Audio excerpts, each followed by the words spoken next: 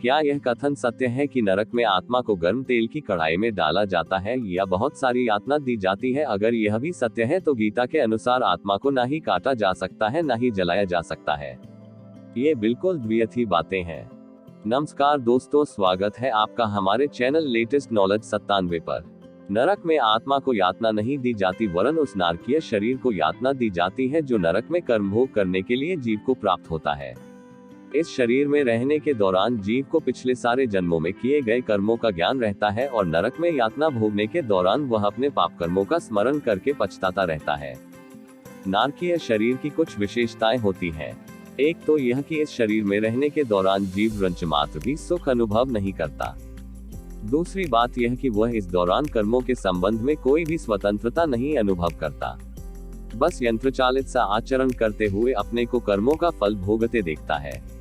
तीसरी और सबसे महत्वपूर्ण बात यह है कि यह शरीर भौतिक आघातों जैसे जलने काटने आदि से नष्ट नहीं होता, यद्यपि ऐसी घटनाओं से जीव को बड़ी यंत्रणा झेलनी पड़ती है, वरन ऐसे आघातों के तुरंत बाद वह पूर्ववत हो जाता है।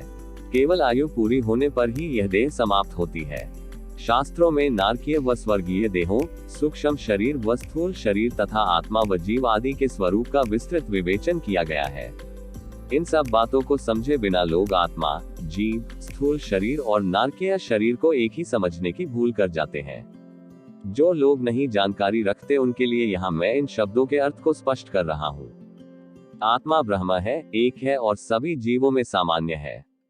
साधना की चरम अवस्था में साधक ब्रह्मभाव प्राप्त करता है और तभी उसे ब्रह्म का ज्ञान होता है। ब्रह्म या आत्मा शुद्ध चैतन्य रूप है और ध्रुव अपरिवर्तनशील है। यह वह नहीं है जो पुनर्जन्म के दौरान एक शरीर से दूसरे में जाती है। चेतना का वह स्तर जो एक देह से दूसरी देह में पुनर्जन्म या स्वर्ग अथवा नरक में जाने के दौरान आता जाता रहता है, जीव कहलाता है। वह जीव है जो जन्म लेता है या स्वर्गीय और नारकीय देहों में आता जाता है, आत्मा नहीं। स्थूल शरीर हमारा सामान्य शरीर है। सूक्ष्म शरीर स्थूल शरीर का वह प्रतिरूप है जिसका हम अपनी संकल्प शक्ति से निर्माण करते हैं। ऐसी घटनाएं सूक्ष्म शरीर दिखने का अच्छा उदाहरण है, जिनमें कभी किसी को अपने किसी प्रियजन का साक्षात्कार कुछ क्षणों के लिए अलौकिक रूप से होता है और बाद में देखने वाले को पता लगता है कि इस प्रकार से दिखने के दौरान ही उस व्यक्ति की मृत्यु हो गई।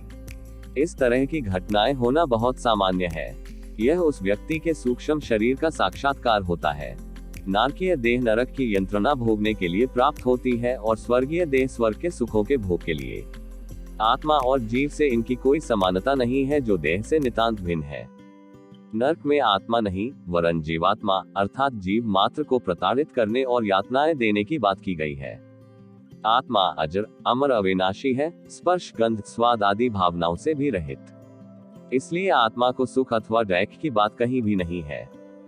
अतः ये दोनों बातें ही अलग हैं। आप शायद जीव और आत्मा में अंतर नहीं जानते, इसलिए भ्रमित हो गए हैं। आत्मा केवल ज्ञान का अधिकरण है और उसे ब्रह्म से पृथक नहीं मानना चाहिए, जैसे जल और जलतरंग अथवा आग और चिंगारी। आत्मा ब्रह्म से अपृथक है लेकिन फिर भी ब्रह्म का अंश है।